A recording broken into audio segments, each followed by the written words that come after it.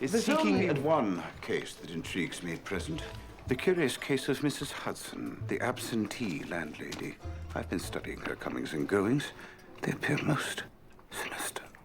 Tea, Mr. Holmes. Is it poisoned, Nanny? There's enough of that in you already. Don't touch. Everything is in its proper place, as per usual. Nanny. Oh, he's killed a dog. Again. What have you done to Gladstone now? I was simply testing a new anesthetic. He doesn't mind. Holmes, as your